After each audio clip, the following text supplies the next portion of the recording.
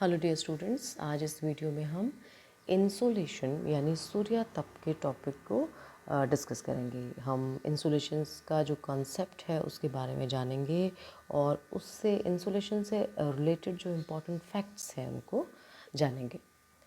देखिए, insolation basically क्या है? सूर्य से प्राप्त ऊर्जा को हम इंसोलेशन या सूर्यातप कहते हैं।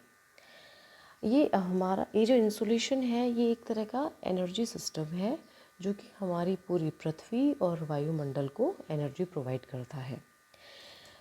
अब सबसे पहले इंसुलेशन को डिस्कस करने से पहले हम जो हमारी पृथ्वी का ऊर्जा तंत्र है उसके बारे में जान लेते हैं। हमारी पृथ्वी और वायुमंडल को कितनी तरीके से ऊर्जा प्राप्त होती है उसके बारे में जानते हैं। देखिए, पृथ्वी और जीवमंडलीय पारिस्थितिकी तंत्र को तीन मेन सोर्सेज से एनर्जी प्राप्त होती है, ऊर्जा प्राप्त होती है। पहला सोर्स है सौर्यिक विकिरणन यानी सोलर रेडिएशन। दूसरा है पृथ्वी के गुरुत्व बल द्वारा यानी जो अर्थ की जो ग्रेविटी है उसके द्वारा। तीसरा है पृथ्वी के अंतर्जात बलों द्वारा।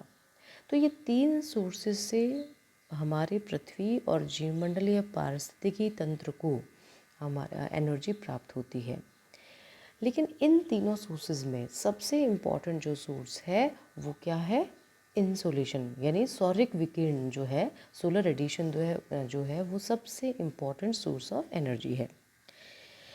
देखिए, पृथ्वी के आंतरिक भाग में तापीय दशाओं की भिन्नता के कारण उत्पन्न अंतर्जात बलों, जिसे हम एंडोजेनेटिक फोर्सेस कहते हैं, उनके द्वारा धरातल पर विभिन्न प्रकार के उच्चावचों का निर्माण होता है जो जल प्रवाह, वनस्पति आवरण, मृदा जनन और विकास को हम कहेंगे पेडोजेनेसिस एंड सॉइल डेवलपमेंट, मौसम, जलवायु आदि को प्रभावित एवं नियंत्रित करते हैं। तो हमारे पृथ्वी तल के अंतर्गत जो फोर्सेस हैं जो तापीय दशाओं की भिन्नता के कारण उत्पन्न होते हैं वो भी पृथ्वी पर जितने भी उच्चावच हैं, उच्चावच के साथ में जो जल प्रवाह की स्थिति है, सॉइल फॉर्मेशन का जो प्रोसेस है, इन सब को प्रभावित और नियंत्रित करते हैं। गुरुत्व बल की जब हम बात करते हैं, ग्रेविटी फोर्स की हम बात करते हैं, तो वो ढाल के सहारे जल और हिम को गतिशील करने में सहायता करता है तथा स्थितिज ऊर्जा यानी पोटेंशियल एनर्जी को गतिज ऊर्जा काइनेटिक एनर्जी में बदलने में सहायक होता है। तो ये सारे वर्क्स हैं हमारे सोलर रेडिएशन के, एंडोजेनेटिक फोर्सेस के और ग्रेविटी के। अब देखिए, एक वर्ड है पृथ्वी वायुमंडल तंत्र।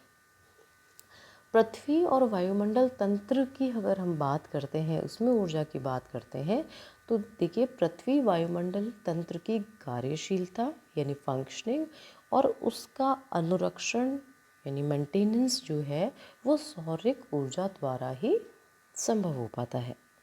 सौर्यिक ऊर्जा सौर्यिक विकिरण से प्राप्त होती है।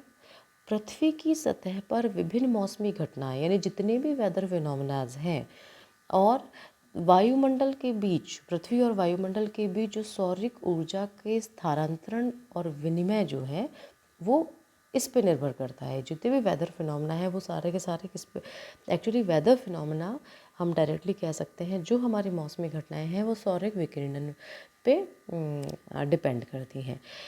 और ये वेदर फिनोमेना होता क्यों है, ये मौसमी घटनाएं होती क्यों हैं? पृथ्वी की सतह और वायुमंडल के बीच जो सौर्यिक ऊर्जा का स्थानांतरण और एक्सचेंज होता है उसके कारण जो है ये वेदर फिनोमेना उत्पन्न होते हैं, सारी मौसमी घटनाओं उत्पन्न होती हैं। यानी मौसमी घटनाएं पृथ्वी के और वायुमंडल के बीच सौर्यिक ऊर्जा के स्थानांतरण और विनिमय पर निर्भर करती हैं। तो ये जो सोलर रेडिएशन है एक इम्पॉर्टेंट फोर्स है पृथ्वी वायुमंडल तंत्र के फंक्शनिंग का और मेंटेनेंस का। देखिए, ऊर्जा एनर्जी जो है उसका एक स्थान से दूसरे स्थान को स्थानांतरण जो होता है वो कई प्रक्रियाओं द्वारा होता है। जैसे परिचालन जिसे हम कहते हैं कंडक्शन, संवहन जिसे हम कहते हैं कन्वेक्शन और विकिरण जिसे हम कहते हैं रेडिएशन। इन प्रक्रियाओं द्वारा इस ऊर्जा का परिचालन और क्रियान्वयन होता रहता है। तो ये तीन टेक्निक प्रक्रियाएं हैं जिनके द्वारा हमारे वायुमंडल में और पृथ्वी के बीच, वायुमंडल और पृथ्वी के बीच ऊर्जा का एक्सचेंज और स्थानांतरण जो होता, ट्रांसफ़र जो होता रहता है उस हिसाब से। और इसी कारण जो मौसमी घटनाएं होती हैं ये आपको ध्यान में रखना है। तो ये पूरा ऊर्जा तंत्र जो 3 सोर्सेज हैं एनर्जी के, क्या क्या वर्क वो कर रहे हैं, ये आपको समझ आ गया होगा। अब हम बात करते हैं इंसोलेशन की, सूर्यताप की। देखिए, वायुमंडल और पृथ्वी की ऊष्मा का प्रधान स्रोत सूर्य है, ये हम सब जानते हैं। सौरिक ऊर्जा जो है उसे ही हम सूर्यताप या इंसोलेशन कहते हैं। एक क्लाइमेटोलॉजिस्ट रहे हैं त्रिवार्था। त्रिवार्था ने इंसुलेशन को डिफाइन करते हुए कहा है कि लघु तरंगों के रूप में संचालित और 1,86,000 मील प्रति सेकंड की गति से भ्रमण करती हुई प्राप्त सौरिक ऊर्जा को सौर्य विकिरण या सूर्यातप कहते हैं। क्लियर हो गया? त्रिवार्था कहते हैं जो ऊर्जा हमें शॉर्ट वेव्स की, देखो सोलर से जो रेज आती हैं, सूर्य से जो किरणें आती हैं वो हमें शॉर्ट वेव्स के द्वारा प्राप्त होती हैं, शॉर्ट वेव रेडिएशंस कहते हैं उनको। और फिर जब पृथ्वी से टकरा के जब वो वापस जाते हैं वो लॉन्ग वेव रेडिएशन कहते हैं उनको, लॉन्ग वेव्स के रूप में वो वापस जाती हैं।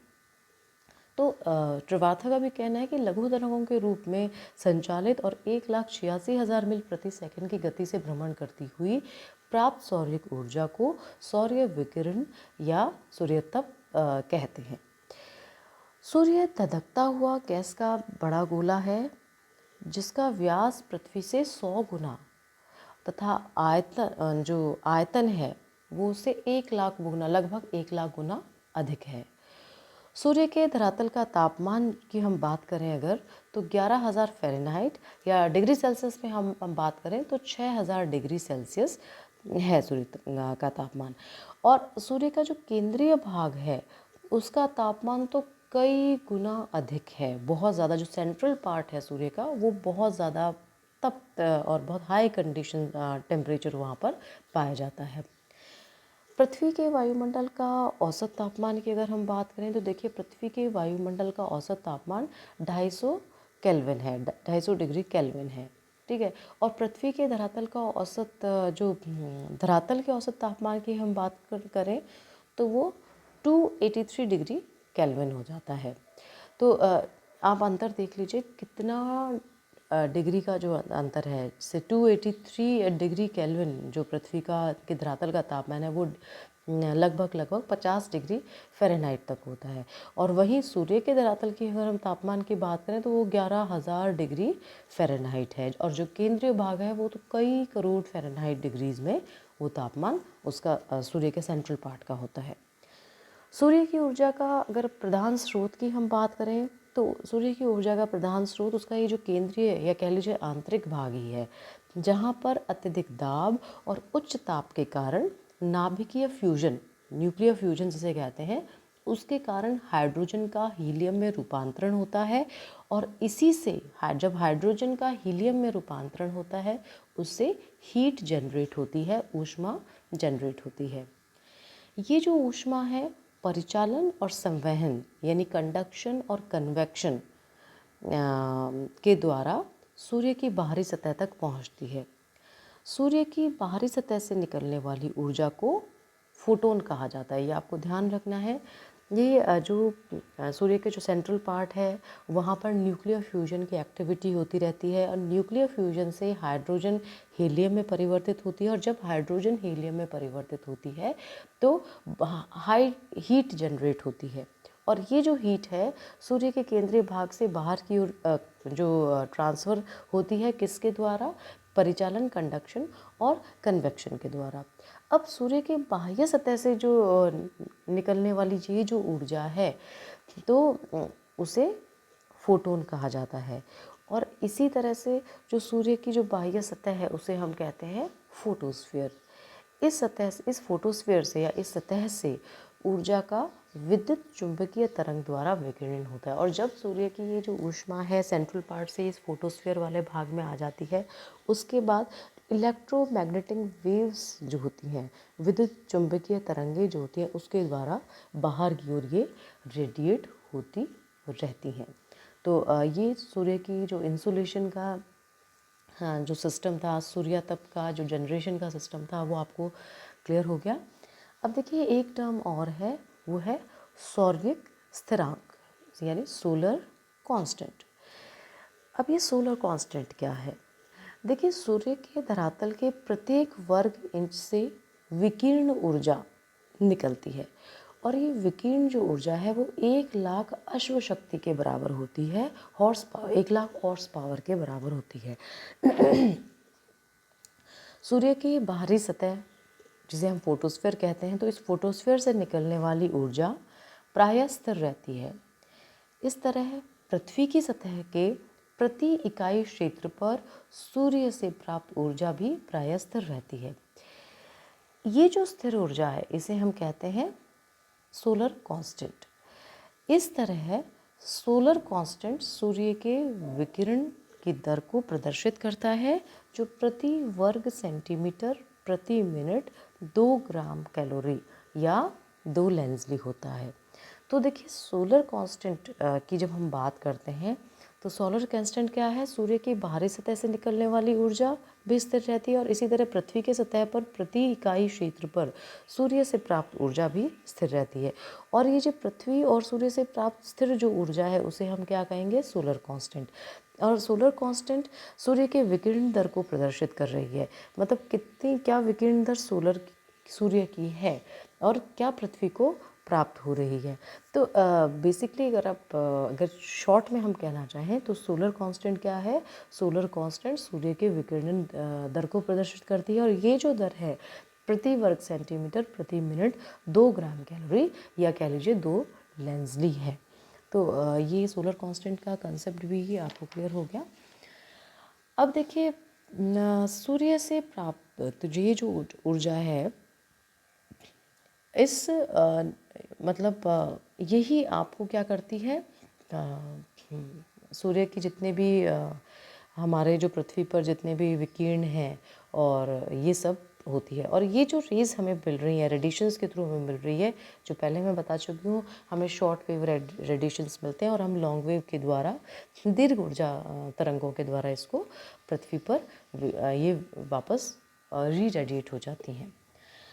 अब हम बात करते हैं ये जो सूर्य तप है इसके सोर्सेज की, कि सूर्य तप के जो सोर्सेज हैं वो क्या क्या हैं।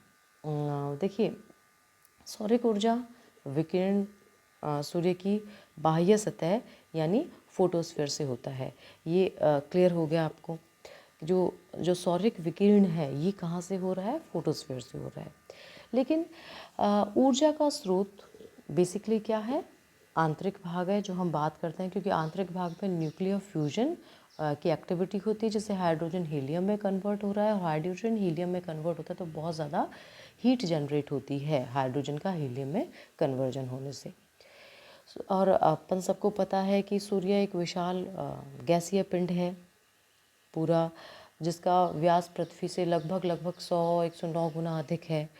और ये जो सूर्य है इसके 4 मंडलों में विभक्त किया गया है। पहला है कोर, फिर फोटोस्फीयर, फिर क्रोमोस्फीयर और फिर है कोरोना। ये आपको ध्यान रखना है। सूर्य का जो डिवीज़न है, सूर्य का जो सरफेस का डिवीज़न है वो 4 पार्ट्स में किया गया है: कोर, फोटोस्फीयर, क्रोमोस्फीयर और कोरोना। सूर्य की बाह्य प्रकाशित सतह को फोटोन के प्रभुत्व के कारण फोटोस्फीयर या प्रकाश मंडल कहा जाता है। फोटोन बेसिकली क्या है? सूर्य के बाह्य भाग में 300 किलोमीटर के घेरे में जलती गैसों की ऊर्जा पुंज है फोटोन। ठीक है, ये हम पहले भी फोटोन नाम डिस्कस कर चुके हैं कि फोटोस्फीयर से निकलने वाली जो ऊर्जा है वो फोटोन कहलाती है। पर बेसिकली ये फोटोन क्या है? ये सूर्य के बाह्य भाग में 300 किलोमीटर के घेरे में जलती गैस की ऊर्जा का पुंज है। फोटोस्फीयर की सतह समान मोटाई वाली न होकर असमान रहती है, जिसमें कई छोटे छोटे भाग, अगणित छोटे छोटे प्रकाशित क्षेत्र होते हैं। ये जो फोटोस्फीयर पर कई अनगिनत छोटे छोटे प्रकाशित क्षेत्र हैं, इन्हें ग्रैन्यूल कहा जाता है। इनके चारों तरफ ठंडी गैसों वाले अंधेरे क्षेत्र होते हैं, ग्रैन्यूल के चारों तरफ। फोटोस्फीयर की गैसीय संरचना में हाइड्रोजन 90% और हीलियम 10% होती है। फोटोस्फीयर में ठंडे और अंधेरे जो धब्बे होते हैं उनको हम क्या कहते हैं? सौर्य कलंक। सन स्पॉट्स या सौर्य धब्बा ये कहा जाता है। और इसके अलावा जो गर्म और प्रकाशित भाग होते हैं, हॉट और ब्राइट एरियाज़ होते हैं, उन्हें हम क्या कहते हैं, फैकुला कहते हैं। तो ये जो कंसेप्ट है सोलर जो सरफेस है उससे रिलेटेड, जिनसे हमें हमारी अर्थ को, जिनके थ्रू एनर्जी प्राप्त होती है। अब देखिए, हाँ, सूर्य के चारों ओर जलती गैस की परत क्रोमोस्फीयर है। इसमें आयन युक्त हाइड्रोजन और हीलियम एटम होते हैं। सौरिक वायुमंडल के सबसे बाहरी मंडल को हम क्या कहेंगे, कोरोना कहेंगे। इसमें भी कई तप्त गैसें होती हैं और कई हजार लाख डिग्री केल्विन इनका टेम्परेचर होता है। फोटोस्फीयर से निकले इलेक्ट्रॉन और प्रोटॉन की धारा को क्रोमोस्फीयर एवं कोरोना में प्रवाहित होती है। जो फोटोस्फीयर से जो धारा निकलती है इलेक्ट्रॉन और प्रोटॉन की, वो क्रोमोस्फीयर और कोरोना में प्रवाहित होती है। और ये जो निकलने वाली धारा है जो क्रोमोस्फीयर और कोरोना की तरफ जाती है, इसको हम क्या कहते हैं, सौर पवन कहते हैं या सोलर विंड कहते हैं। कभी कभी जलती और तप्त गैसों का अचानक एवं विस्फोटक प्रस्फोटन होता है, एक एक्सप्लोजन होता है इन गैसेस में। ये जो सोलर विंड्स हैं जो फोटोस्फीयर की और कोरोना की तरफ जाती हैं, इनमें कभी कभी बहुत ज़्यादा एक एक्सप्लोजन, सडन एक्सप्लोजन होता है, बर्स्ट होता है, जिसे क्या कहते हैं, सोलर फ्लेयर कहा जाता है। अगर आपसे पूछा जाए व्हाट आर सोलर फ्लेयर्स, तो सोलर फ्लेयर बेसिकली क्या है, जो फोटोस्फीयर से निकलने वाली इलेक्ट्रॉन और प्रोटॉन की धारा और जो से जो चलने वाली जो विंड्स होती हैं क्रोमोस्फीयर और कोरोना से जो की ओर जाती हुई जो धाराएं हैं, जिन्हें हम सोलर विंड्स कहते हैं, इन सोलर विंड्स में जो सडन और विस्फोटक प्रस्फोटन जो होता है, एक्सप्लोसिव बर्स्ट जो होता है, उसे हम कहेंगे सोलर फ्लेयर्स या सौरिक ज्वाला। इन से ये जो सोलर फ्लेयर्स हैं, इनसे भारी मात्रा में ऊर्जा और एटॉमिक कण निकलते हैं, जो सौरिक पवन के साथ मिलकर पृथ्वी के चुंबकीय मंडल में प्रवेश करते हैं तथा ध्रुवीय प्रकाश का निर्माण करते हैं। अब ये जो जलती तप्त गैसें हैं जिनमें विस्फोट होता है, तो ये क्या करते हैं, ये जो विस्फोटक जो गैसेस हैं, ये क्या नाम आपका पृथ्वी के चुंबकीय मंडल में ये जो सौरिक पवन निकलती हैं उनमें मिलकर, और जो पृथ्वी का जो ध्रुवीय क्षेत्र है वहाँ पर ध्रुवीय प्रकाश का निर्माण करते हैं, जिसे हम कहते हैं ऑरोरल लाइट का निर्माण करते हैं। सूर्य के प्रकाश मंडल में सौरिक ऊर्जा का विद्युत चुंबकीय तरंग के रूप में चारों तरफ विकिरण होता है। ये आपको ध्यान रखना है। सूर्य का जो फोटोस्फीयर वाला पार्ट है, वहाँ सौरिक ऊर्जा हमें इलेक्ट्रोमैग्नेटिक वेव्स के थ्रू रेडिएट होती है उस वहाँ से। ये विकिरणन तरंगे लघु तरंगों के रूप में हमें पृथ्वी की सतह तक पहुँचती हैं, और इस प्रकार सौरिक विकिरण से पृथ्वी की सतह पर प्राप्त ऊर्जा को ही ऊष्मा ऊर्जा जो है, ऊष्मा ऊर्जा कहते हैं। यह हमें जो पृथ्वी की सतह पर जो सौरिक विकिरण से प्राप्त ऊर्जा है, ये जो ऊष्मा है, उसे हम क्या कहेंगे, इंसोलेशन कहेंगे, सूर्यातप कहेंगे। ये क्लियर हो गया आपको। अब कोर फोटोस्फीयर, क्रोमोस्फीयर, कोरोना का पार्ट, उसके बाद फोटोन क्या होता है, ग्रैन्यूल क्या होता है, सन स्पॉट्स क्या होते हैं, और सोलर विंड्स, और जो बाद में जो सडन उनका एक्सप्लोजन होता है, सोलर फ्लेयर्स का जो कंसेप्ट है वो, और फिर ऑरोरा लाइट्स का जो ध्रुवीय प्रकाश है, ऑरोरा लाइट्स हैं, उसका कंसेप्ट आपको, ये सारी चीज़ें हैं, फैक्ट्स हैं सोलर सरफेस से रिलेटेड। अब हम बात करते हैं, देखिए सोलर, अब आपको शॉर्ट में अगर हम बात करना चाहें सौरिक विकिरण की क्रियाविधि की, तो आप यही कहेंगे, सूर्य की ऊर्जा का स्रोत सूर्य का आंतरिक भाग है, जिसमें अत्यधिक दबाव और उच्च तापमान के कारण नाभिकीय फ्यूजन के कारण हाइड्रोजन का हीलियम में रूपांतरण होता है, जिस कारण ऊष्मा का जनन होता है, यानी हीट जनरेट होती है। सूर्य के केंद्रीय भाग में उत्पन्न इस ऊर्जा का परिचालन एवं संवहन और द्वारा सूर्य के बाहरी सतह में इसका स्थानांतरण होता है।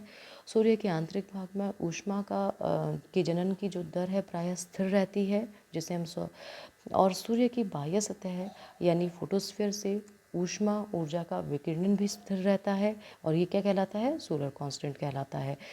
सरल रूप में सौरिक स्थिरांक की परिभाषित अगर हम करें तो ये क्या कह सकते हैं हम उसको, सूर्य की बाह्य सतह से ऊष्मा के विकिरण की दर जो प्रति वर्ग सेंटीमीटर प्रति मिनट 2 ग्राम कैलोरी होती है वो सूर्य स्थिरांक कहलाता है। सूर्य स्थिरांक को हम किस में व्यक्त करते हैं, लेंसडी में व्यक्त करते हैं, यानी सोलर कांस्टेंट की जो यूनिट है वो लेंसडी है। तो शॉर्ट में अगर हम एक्सप्लेन करना चाहें इसको तो इस प्रकार से ये एक्सप्लेन करेंगे। अब हम बात करते हैं सूर्य तप का वितरण, यानी डिस्ट्रीब्यूशन, इंसुलेशन का जो डिस्ट्रीब्यूशन है हमारे पृथ्वी पर उसको हम डिस्कस करते हैं। देखिए, सामान्य रूप में धरातल पर प्राप्त सूर्यतप की मात्रा भूमध्य रेखा से ध्रुवों की ओर कम होती जाती है, लेकिन प्रत्येक अक्षांश पर प्राप्त इंसुलेशन की मात्रा में भी कालिक परिवर्तन, टेम्पोरल चेंजेस आते रहते हैं। इंसुलेशन की सर्वाधिक मात्रा भूमध्य रेखा के पास होती है क्योंकि यहाँ पर दिन व रात की अवधि बराबर होती है और सूर्य की किरणें लगभग लंबवत पड़ती हैं, लेकिन सूर्य की उत्तरायण और दक्षिणायन की स्थितियों के कारण अत्यधिक सूर्यातप मंडल भूमध्य रेखा के दोनों ओर खिसकता रहता है। भूमध्य रेखा से ध्रुवों की ओर सूर्यातप की मात्रा तेज़ी से कम हो जाती है और ध्रुवों पर भूमध्य रेखा का केवल 40% ही सूर्यातप प्राप्त होता है।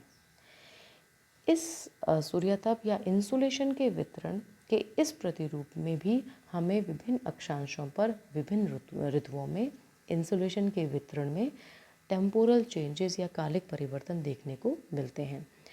जैसे जैसे सीजनल चेंजेस होते हैं वैसे वैसे जो इंसुलेशन की मात्रा है पृथ्वी पर के अलग अलग भागों में उसमें भी परिवर्तन आते रहते हैं। अगर हम सूर्यतप के वार्षिक अक्षांशीय वितरण को देखें तो हम इसे 3 स्पष्ट मंडलों में, 3 जोन्स में वितरित कर सकते हैं। पहला तो है निम्न अक्षांशीय या अधिकतम सूर्यतप वाला मंडल, दूसरा है मध्य अक्षांशीय मंडल और तीसरा है ध्रुवीय मंडल। तो इन 3 भागों में देख के हम जो वार्षिक वितरण है इंसुलेशन का उसको जान सकते हैं। तो सबसे पहले हम बात करें अगर अधिकतम सूर्यातप मंडल की, जिसे हम निम्न अक्षांशीय मंडल भी कहते हैं, तो देखिए ये बेसिकली क्या है, लो लैटिट्यूड जोन है या हम इसे कह सकते हैं ट्रॉपिकल जोन है ये। इस मंडल को अधिकतम सूर्यातप मंडल भी कहा जाता है। इस इंसुलेशन जोन का विस्तार जो है वो कर्क व मकर रेखाओं के बीच है, यानी 23.5 डिग्री उत्तरी व 23.5 डिग्री दक्षिणी अक्षांशों के मध्य पाया जाता है। आपको क्लियर हो गया। सबसे ज़्यादा अधिकतम सूर्यताप का जो जोन है वो ट्रॉपिकल जोन है, लो लैटिट्यूडनल जोन भी कहते हैं हम इसको। और यहाँ इसका जो विस्तार है इस मंडल का वो कर्क व मकर रेखाओं के बीच है, 23.5 डिग्री उत्तर से 23.5 डिग्री दक्षिणी अक्षांशों के मध्य है। सूर्य के उत्तरायण और दक्षिणायन होने के कारण इस मंडल में प्रत्येक स्थान पर सूर्य की किरणें वर्ष में 2 बार लंबवत पड़ती हैं, यह आपको ध्यान रखना है। इसी कारण प्रत्येक वर्ष में 2 बार अधिकतम तथा 2 बार न्यूनतम सूर्यातप प्राप्त होता है। इसको छोड़कर यह भाग वर्ष भर अधिक सूर्यतप प्राप्त करता है और सूर्यतप के वितरण में ऋतुवत परिवर्तन यहाँ पर नगण्य रहते हैं। तो ये क्लियर हो गया। अधिकतम सूर्यताप वाला मंडल कौन सा है, ट्रॉपिकल जोन कहलाता है, लो लैटिट्यूडनल जोन कहलाता है, जिसका विस्तार कर्क और मकर रेखाओं के मध्य है।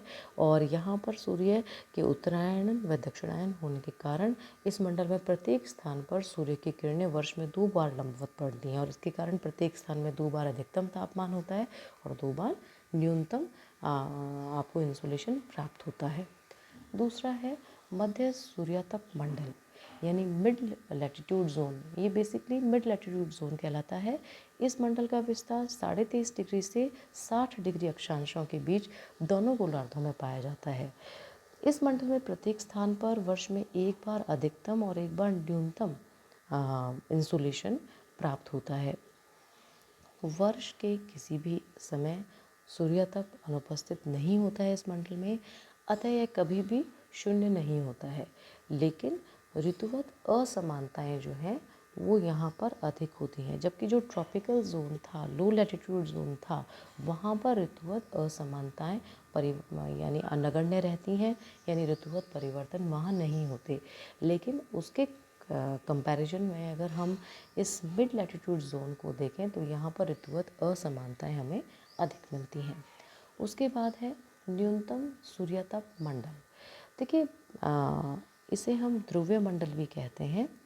ध्रुवों के चारों ओर वर्ष में एक बार अधिकतम तथा एक बार न्यूनतम सूर्यातप प्राप्त होता है, लेकिन वर्ष के कुछ समय में सूर्य की प्रत्यक्ष किरणों के अभाव में इंसुलेशन शून्य हो जाता है। इस क्षेत्र में भूमध्य रेखा का मात्र 40% इंसुलेशन ही प्राप्त होता है। तो ये 3 जोन्स हैं इंसुलेशन के डिस्ट्रीब्यूशन के।